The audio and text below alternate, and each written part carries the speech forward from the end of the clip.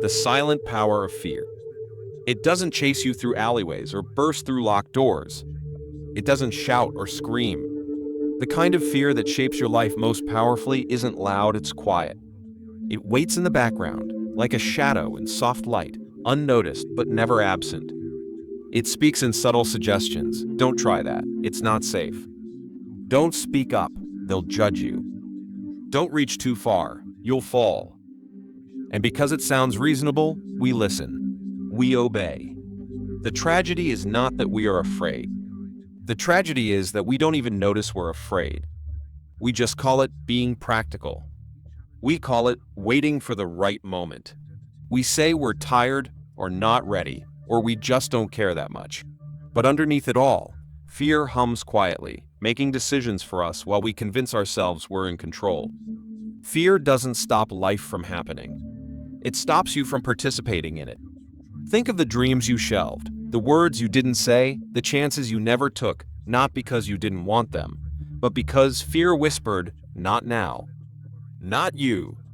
And so you shrink. Not out of weakness, but out of habit. But here's the thing no one tells you.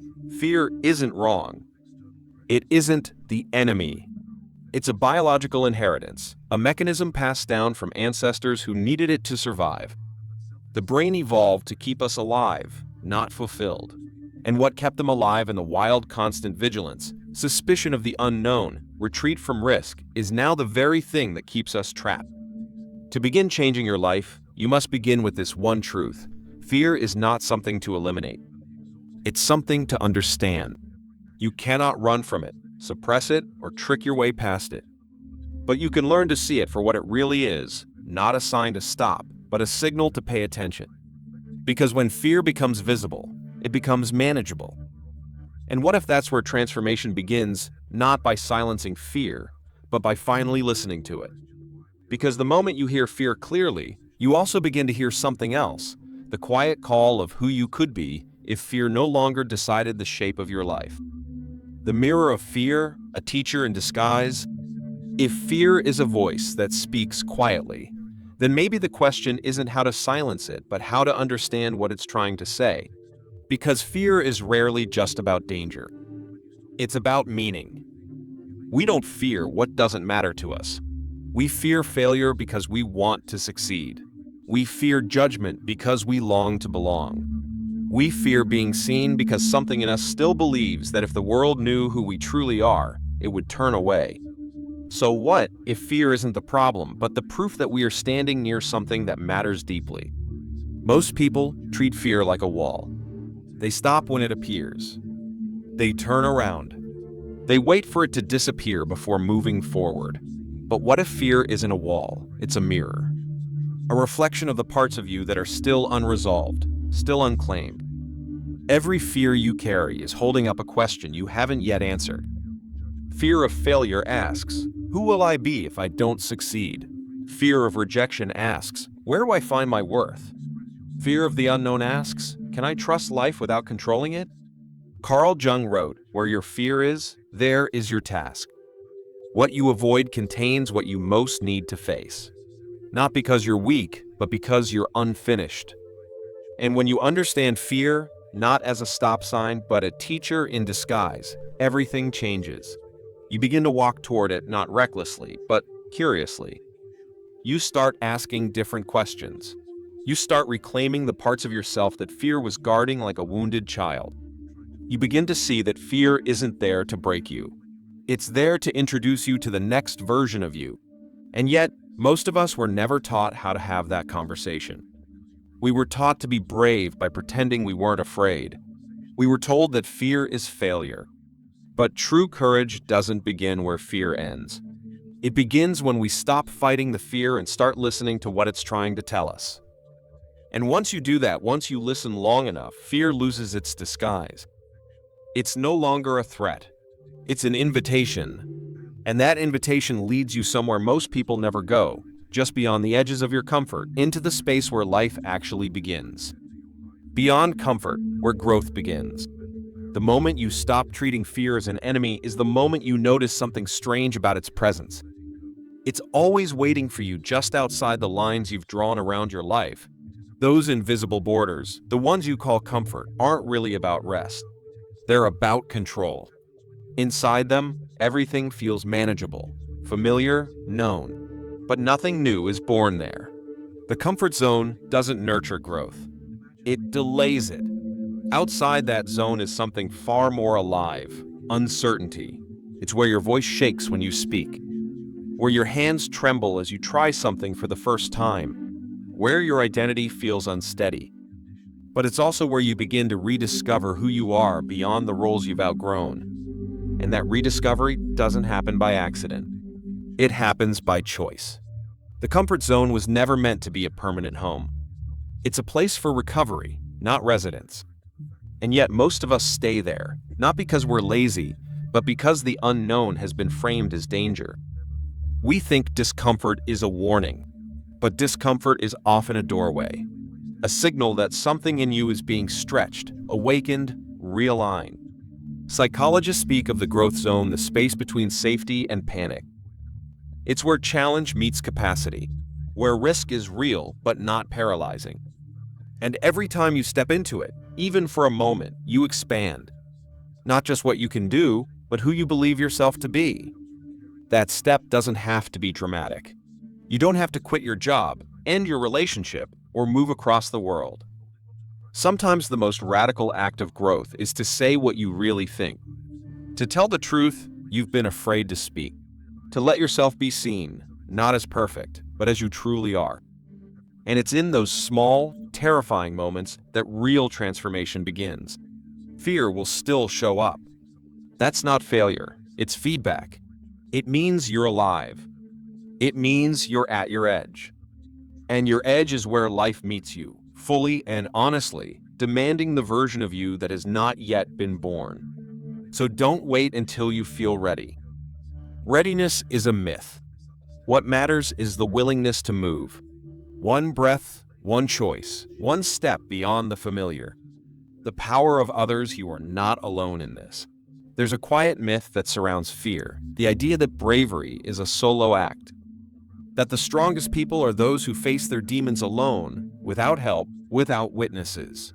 But this myth has cost us deeply, because isolation isn't strength.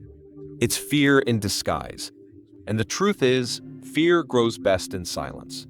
We often think we're the only ones trembling, that everyone else is confident, composed, unafraid. But what we don't see is the inner war being fought behind their eyes, the doubts, the shame, the same hesitations we carry. Fear loves to convince you that you're alone. But you're not. You never were. The moment you speak your fear aloud, something begins to change. Not because it disappears, but because you're no longer holding it in the dark. Fear loses its sharpest edge when it is witnessed without judgment. And that witnessing by someone who listens, who nods, who says, "Me too," is more powerful than we realize. It rewrites the story. From isolation to connection. From hiding to healing. Courage doesn't always come from within. Sometimes it's borrowed. From a friend who believes in you. From a voice that says, "You can do this." From the quiet presence of someone who sits beside you when you're not sure you can keep going.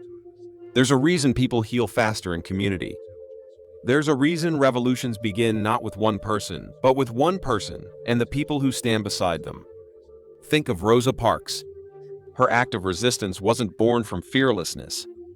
It was born from conviction and community. Her courage came not from being unafraid, but from knowing she wasn't alone. That's what changes everything. Knowing someone will catch you if you fall doesn't make you reckless. It makes you brave. So ask yourself, who reminds you of your strength when you forget? Who makes you feel less alone in your fear? And maybe more importantly, who needs you to be that person for them? We were never meant to do this alone. We were never supposed to carry fear in silence.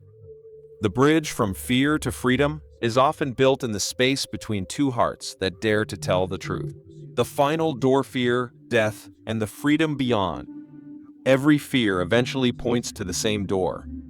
We fear rejection, failure, vulnerability, but if you trace each thread to its root, it ends in the same place: the fear of loss, the loss of control.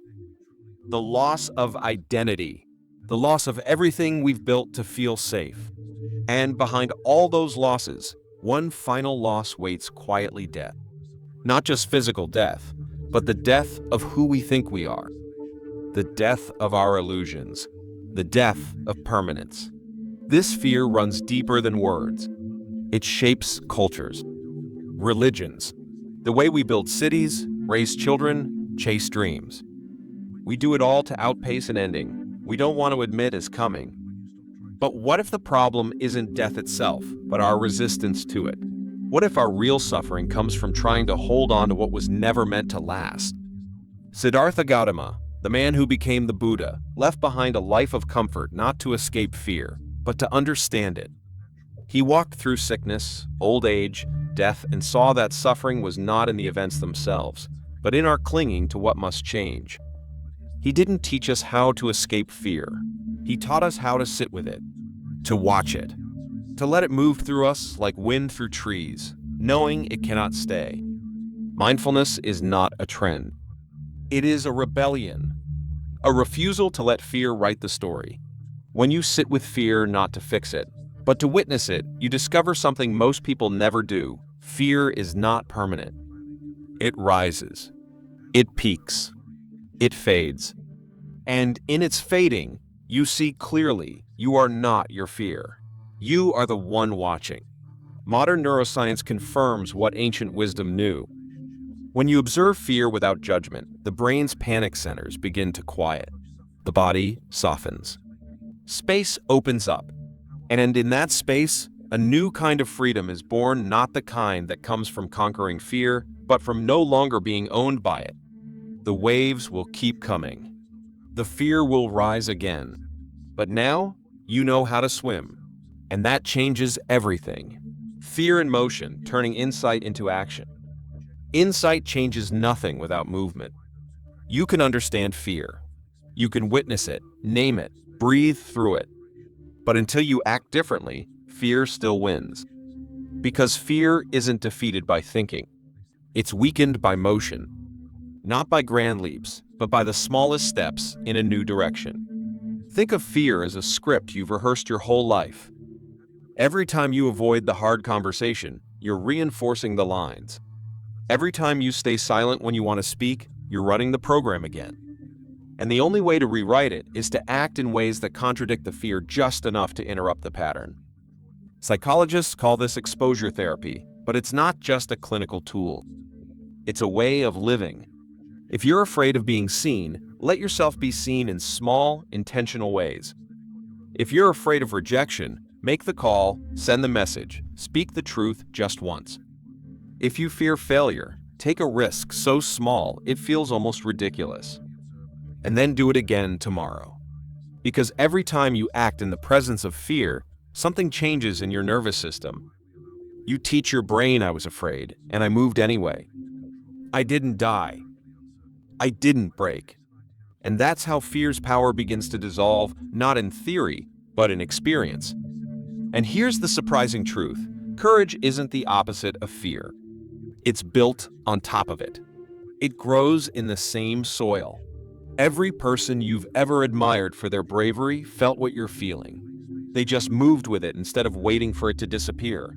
So make it small. Make it messy. Make it imperfect. But make it real. Because insight is the seed. But action is the water. Without it, nothing grows. And your life, the one waiting just beyond the grip of fear, won't change until you begin to move. Even if your hands shake. Even if your voice trembles, the act itself is the transformation. Rewriting the story, the narratives that keep us afraid. Fear isn't always loud. Sometimes it sounds like your own voice. I'm not ready. I don't belong. I always mess things up. These aren't just thoughts, they're stories. Narratives you've been telling yourself for so long, they feel like facts. But here's the truth. Fear lives inside those stories. And the moment you question them, the fear starts to unravel. Your mind is a storyteller. It doesn't report reality, it interprets it. And like any storyteller, it has a style. Some minds lean toward caution, others toward drama, others toward control. But all of them, when shaped by fear, tend to write the same kind of script, one where you're never enough, where danger is around every corner, where failure is inevitable and exposure is fatal. But the most dangerous part of these stories isn't that they're dramatic, it's that they go unchallenged. We don't stop to ask, is this actually true? We just believe them. We act as if they are laws of nature, not habits of thought. And in doing so, we shrink. Not because we have to, but because the story said so.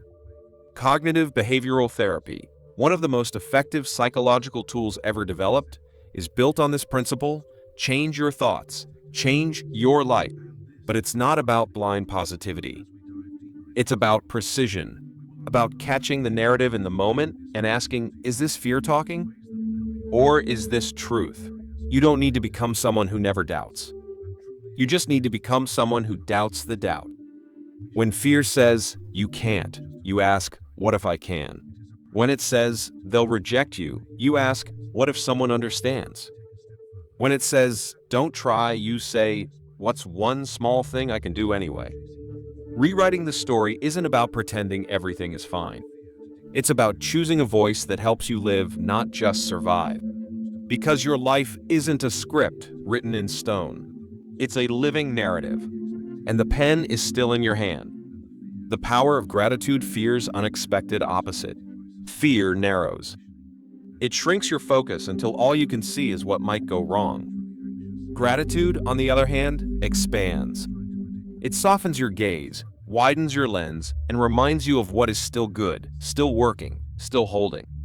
And in that widening, fear begins to loosen its grip, not because the danger is gone, but because your perspective has changed. Gratitude is often misunderstood. It's not about pretending everything is fine. It's not about blind optimism or spiritual bypassing. True gratitude is fierce. It's the willingness to look life in the eye, not just when it's beautiful, but when it's hard, and still say, there is something here worth noticing, worth holding, worth honoring. Fear thrives on what-ifs. Gratitude thrives on what is. While fear says, what if I lose everything? Gratitude says, look at what I still have. While fear says, it could all fall apart, gratitude whispers, but right now, I am breathing. I am here. And in that breath, in that moment, fear has less room to grow. Neuroscience backs this up. Regular gratitude practices writing down 3 things you're thankful for, reflecting on moments of connection, even just silently acknowledging small wins can rewire the brain. They activate regions associated with emotional regulation, calm the stress response, and increase overall resilience. In other words, gratitude doesn't just feel good. It changes you. But perhaps more importantly, gratitude returns you to reality. Not the fear-induced reality of imagined catastrophe, but the grounded, embodied truth of your life. The coffee in your hand, the sunlight through the window, the friend who texted you back. These things are not small. They are anchors. And when fear feels like it's pulling you under, these anchors hold. So when fear speaks loudly, answer quietly with attention, with presence, with thanks. Not because fear isn't real, but because it isn't everything. And sometimes the most radical act of courage isn't to fight fear, but to pause in the middle of it and name something good. Gratitude won't erase fear, but it can create enough space for something else to grow alongside it: strength, clarity, peace. And sometimes that's all you need to take the next step. You are not broken fear as a sign of aliveness. Somewhere along the way, many of us learned that fear is a flaw, that if we feel anxious, uncertain, or afraid, there's something wrong with us, that we need to be fixed before we can live fully. But this belief that fear is a sign of brokenness is itself what keeps us trapped. Because the truth is simpler, softer, and far more liberating. Fear means you're alive. You don't fear things that don't matter. You don't tremble over choices that are insignificant. The presence of fear often signals the presence of something meaningful. A boundary being stretched. A story being rewritten. a self being reborn. And if you can stop judging yourself for feeling afraid, you can begin to hear what that fear is trying to protect. The goal was never to become fearless. It was to learn how to move with fear instead of under it. To understand that being afraid doesn't make you weak, it makes you human. And that every person you admire has felt what you're feeling now. The difference isn't that they didn't feel fear. It's that they didn't let it define them. Nelson Mandela once said, "I learned that courage was not the absence of fear, but the triumph over it." But triumph isn't always loud. Sometimes it's quiet. Sometimes it's just getting out of bed. Sometimes it's showing up to the conversation. Sometimes it's taking a breath when everything in you wants to run. That too is triumph. That too is courage. When you stop seeing fear as a problem to be solved and start seeing it as part of the process, you begin to relate to yourself differently. You stop waiting to be ready. You stop punishing yourself for being sensitive. You stop pretending you're fine when you're not. And in that honesty, a new strength emerges, one that doesn't require perfection, only presence. So here's a radical truth. You are not broken because you feel afraid. You are awake. You are standing at the edge of something real. And the fear you feel is not proof of your failure, it's proof that you still care. Through, not around the way out of fear, is through it. Everyone wants a way out of fear. A shortcut. A strategy. A fix. We read books, take courses, repeat mantras. We try to avoid the wave, walk around the fire, think our way past the storm. But eventually, we learn the truth. There is no way around. There is only through. Fear doesn't disappear because you've learned enough. It doesn't evaporate when you finally feel ready. Fear lingers until you step into the thing it's guarding.